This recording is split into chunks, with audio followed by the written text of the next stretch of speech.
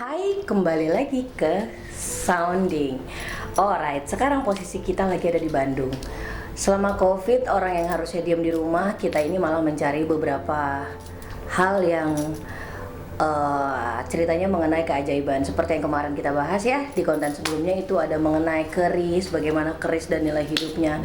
Sekarang kita mau membahas mengenai bagaimana alam bisa menyembuhkan penyakit-penyakit yang ada di manusia.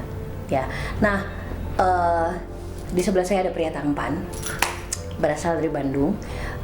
Dia pernah mengidap penyakit yang cukup di Indonesia itu cukup jarang ya. Penyakitnya namanya GBS ya, Guillain-Barré syndrome. Maafin kalau salah ngomong karena saya bukan orang kedokteran. Penyakit ini penyakit yang sangat jarang. Dia itu menyerang syaraf. Biasanya munculnya ada yang lewat seperti Mas Anggi ini, dia munculnya lewat flu dan batuk. Ada juga yang tiba-tiba lumpuh gitu. Jadi kita mau mengupas bagaimana si penyakit ini dan bagaimana Mas Anggi bisa sembuh. Sebelumnya kita kenalan dulu. Mas Anggi, selamat siang. Siang, oke. Mas, nama dong, terus tinggal di mana, terus istri berapa? Istri kalau bisa 10 ya. Oke, terus nama lengkapnya siapa? Sekarang usia berapa? Nama lengkapnya Anggi Darmawan. Sekarang usia saya 31 tahun lebih. Alright, waktu kena GBS itu usia? Usia itu lagi SD ke SMP kalau nggak salah. Udah sadar tuh itu sakit? Udah sadar. Ingat, saya masih ingat sampai sekarang. Oke, nah waktu pertama kali Mas Anggi sakit itu, Mas Anggi tahu nggak bahwa itu penyakit yang cukup parah? Enggak sama. Apa yang dipikiran waktu pertama kali masuk ke rumah sakit itu apa? Saya kira ya cuma flu biasa gitu. Cuman waktu pertama dibawa ke rumah sakit tuh, saya udah nggak bisa jalan aja posisinya. Itu ya kesemutan gitu ya katanya. Lumpuh. Oh, I see. Satu badan, kaki aja atau? Badan aja, kaki aja. Dari lutut sampai ke bawah. Oke. Tangan masih bisa gerak. Awal mulanya flu, tapi batuk pilek gitu. Flu 2 kali flu sih, sembuh, flu lagi. Nah, ketiga baru flu. Oh, I see. Nah, sekarang nih kan lagi di masa pandemik nih. Iya. Masa COVID nih. Mas Anggi pernah COVID nggak? Enggak ya, jangan sampai ya. Oke, aku mau tahu berdasarkan cerita teman-teman yang ada di literatur COVID nih, kan pasti pernah baca-baca dong. Yeah. Kira-kira ada nggak kesamaan secara yang Mas Anggi rasain sama yang diceritain sama para dokter? Jauh lebih parah sih kalau menurut. Oh ya? Iya. Oh, I see. Tapi masuknya sama ya? Masuknya tetap dengan itu yang sama, dengan cara yang sama? Ya. Maksudnya flu, batuk gitu? Iya, sama. Dengan cara yang sama, dia flu juga, batuk, terus sesak napas juga sama. Oh ya, dia nyerang pernafasan. Oh ya teman-teman, jadi kalau berdasarkan literatur yang saya baca, dia itu menyerang dua, satunya infeksi pernafasan, satunya infeksi perut gitu. Mungkin Mas Anggi ini masuknya yang dari pernafasan. Nah, kalau dari pernafasan itu kondisinya mirip banget sama COVID. Tapi kalau COVID itu menular ya, COVID itu menular, kalau misalnya GBS enggak. Kalau COVID ada indikasi sembuh sendiri setelah masa isolasi, GBS tidak. Itu kenapa GBS ini ditetapkan sebagai penyakit yang cukup langka, kemudian sangat sulit disembuhkan dan proses penyembuhannya sangat mahal. Alright. Nah, terus di rumah sakit masuk kan berarti flu biasa, terus lumpuh. Terus gimana keadaannya Mas Anggi sadar waktu itu? Masih sadar, masih bisa ngomong karena nafas tuh lewat hidung, masih lewat hidung. Ventilator ya, yang selang masuk ya? Dia lebih ke oksigen dulu sih, oksigen yang dipompa yang di tembok tuh. Nah, baru 3 hari kemudian dipindahin ke mulut nafasnya. Karena saya udah nggak bisa ngapa-ngapain, cuma bisa ngomong doang waktu itu. Oke, terus? Tapi setelah dipindahin ke mulut, udah nggak bisa ngomong sama sekali. Iyalah, keceket. Ya. Keceket itu keselak. Ya, jadi itu sakit banget. Proses masangnya pasti nggak sadar kan? Enggak. Itu disuntik morfin setahu saya. Jadi masukinnya, kalau nggak jantungnya bisa, kalau kaki jantungnya bisa kena. Alright. Terus yang mau saya tanya, itu proses di rumah sakit berapa lama, Mas? 40 hari. Kan main. 40 hari di rumah sakit dengan drama lumpuh, nggak sembuh sama sekali. Nggak sembuh sama sekali. Bahkan cuma tulang aja kalau nggak salah. Itu tahun 2002 ya. 2020 aja Belum ada obatnya. Obatnya itu melalui proses-proses yaitu transfusi darah dan operasi-operasi. Apalagi 2002 ya. Oke, terus saya pernah lihat beberapa wawancara memang di Kartini sama kemarin ya ada yang wawancara juga ya, tapi itu kemarin yang diwawancara saya lihat ibu. Nah, saya mau dengar dari sudut pandang Mas Anggi gitu. Apa sih rasanya 40 hari terbaring, Mas? Rasanya ya sedih aja, nggak bisa ngapa-ngapain, cuman bisa pasrah aja waktu itu. Oh, oke. Cuman yang saya lihat itu kan setiap bangun tidur tuh tembok rumah sakit aja. Karena kepala pun nggak bisa gerak sama sekali, diem aja gitu. Iya benar. Punya trauma dong berarti sekarang sama rumah sakit? Enggak. Iya, alhamdulillah. Biasanya kan trauma tuh kelamaan. Nah, sekarang kalau misalnya dari sudut pandangnya Mas Anggi sendiri, menurut Mas Anggi waktu itu keinginan Mas Anggi untuk pulih itu seperti apa? Sangat tinggi. Masih sangat tinggi? Belum mau nyerah belum? Belum. Oh, belum. Oke, ini bukan menggiring supaya menyerah, karena 40 hari di dalam satu ruangan itu nggak mudah loh. Iya kan? Apalagi anak masih main gitu. Nah, terus selain si dokter itu ya, yang kita mau ceritain di sini kan ada satu metode pengobatan baru. Bukan baru sih, dia sudah lama, tapi saya baru tahu aja. Metode pengobatan ini dimana dia menerapkan dia menerapkan tumbuh-tumbuhan untuk menjadi pengobatan. Kalau nggak salah Mas Anggi salah satu pasien yang berhasil sembuh. Betul. Oke, boleh diceritain sedikit Mas tentang itu Mas? Tentang apanya ya? Tentang produknya, bagaimana Mas Anggi itu mengalami pemulihan. Oh ya, awalnya sih mungkin karena mama orang tua ya, dia udah nyerah karena dengan obat-obatan medis hasilnya masih sama gitu. Saya nggak ada perkembangan sama sekali. Bahkan dilihat juga malah makin buruk. Oke. Akhirnya di suatu saat ada yang ngasih tahu tentang produknya.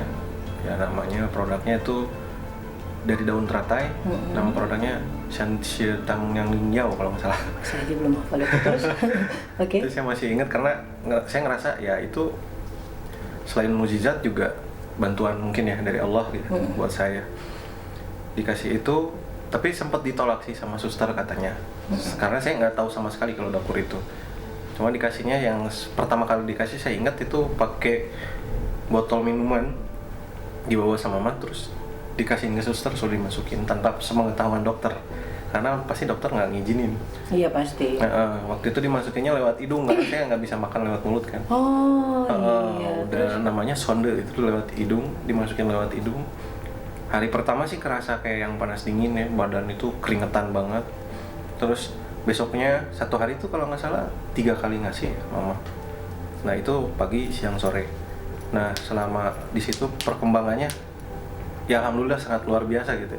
Selain bantuan dari Allah, ada juga media yang lain gitu. Salah satu contohnya itu obat-obatan yang dari tumbuh-tumbuhan.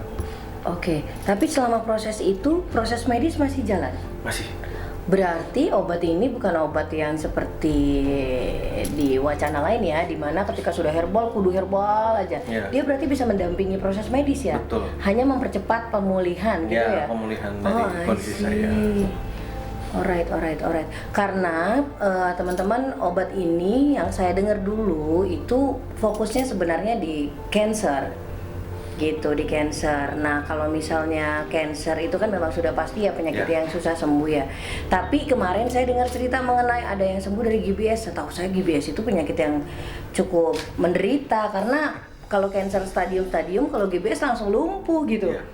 Nah itu dia kenapa kemarin aku tertarik Mas Anggi, bisa nggak ya kita ngobrol itu loh, karena itu. Tapi berarti itu pemulihan dari pertama kali minum sampai selesai itu berapa lama? 1 minggu kalau 7 hari. 1 minggu? Iya, 1 minggu itu udah menunjukin hal-hal yang baik, kayak udah bisa buang air kecil, karena sempet saya selama beberapa minggu itu nggak bisa buang air kecil sama nggak bisa buang air besar waktu itu. Nah pakai obat itu, nah mulai deh yang namanya. Dia berarti kayak macam ini ya, membuang racun ya? Ya betul. Panas dingin, terus mulai kencing, terus badan juga kayak yang kalau abis kita olahraga terus minum kayak minuman berenergi lah gitu. Seger lagi gitu badan terasa. Merecharge ya? Ya betul. Macam minum kerating deh gitu. Ups, ada mereknya. Oke, berarti ini obat yang memang cukup luar biasa menurut Mas Anggi ya. Iya, betul. Menurut Mas Anggi ini obat yang cukup luar biasa. Saya sih baru dengar ada sebuah pengobatan medis di mana obat ini herbal bisa berjalan berdampingan gitu, mendampingi proses medis. Saya baru dengar sih. Biasanya kalau misalnya obat ya kayak tadi dokter pasti nggak kasih. Ya. Medis aja gitu. Ya. Berarti kan selama seminggu itu ketika Mas Anggi minum berarti kan tidak ada efek untuk pengobatan mereka kan, which is mereka tetap aman, Mas Angginya pulihnya lebih cepat gitu. Betul. Kan ya, luar biasa. Oke teman-teman ya, jadi itu mengenai sebuah cerita penyakit langka yang sebenarnya susah sekali disembuhkan dan disembuhkannya juga cukup mahal dan sampai saat ini setahu saya belum di cover sama asuransi negara yang nggak bisa saya sebut namanya. Oke, itu belum di cover sama negara. Proses masuknya persis banget seperti COVID di beberapa tempat. Tapi kalau COVID bisa sembuh sendiri kemungkinan kalau isolasi atau isolasi, minum vitamin, makan yang benar. Cuma GBS ini enggak. Jadi GBS ini memang penyakit yang cukup langka dan cukup menyiksa. Efek sampingnya adalah lumpuh. Yang kalau dibiarkan ya lumpuh beneran ya, kalau nggak salah ya. Betul. Jadi lumpuh permanen gitu ya teman-teman ya. Jadi buat teman-teman yang sekarang sedang punya masalah fisik yang tidak baik, misalnya COVID atau malah GBS, percaya aja ternyata Tuhan siapin semuanya. Tuhan siapin penyakit beserta penawarnya ya. Betul. Tuhan siapin semuanya itu buat kita kok. Jadi jangan bosan mencari, tetap hidup sehat. Ya, Mas Anggi, jangan sakit lagi ya Mas. Oke, nah sebelum kita tutup nih Mas, saya mau nanya satu lagi. Kemarin tuh di wawancara sebelumnya yang saya lihat Mas wawancara sama orang lain, itu ada proses mengerikan dan menjijikan sih menurut saya ya. Itu apa sih yang Mas harus ngumpulin dahak apa reak apa-apa gitu? Dahak itu harus, kata dokter, harus selalu dibuang karena ngumpulnya banyak nggak akan kebuang sama tubuh saya. Cara buangnya gimana? Disedot, divakum lewat hidung. Dimasukin selang, disedot sampai ada darahnya juga kadang-kadang. Di lewat hidung, bukan lewat potongan lain, lewat Enggak, hidung? lewat hidung dimasukin selang ke sini. Saya masih ingat. Satu hari itu berapa? 1 toples gede. Waduh. Lendirnya itu. Berarti ditarik dari dalam ya? Iya, betul. Selama sebulan, 40 hari itu? Iya. Luar biasa. Oke. Itu proses yang pasti nggak menyenangkan ya Mas ya? Sangat nggak menyenangkan, masih ingat saya. Gila.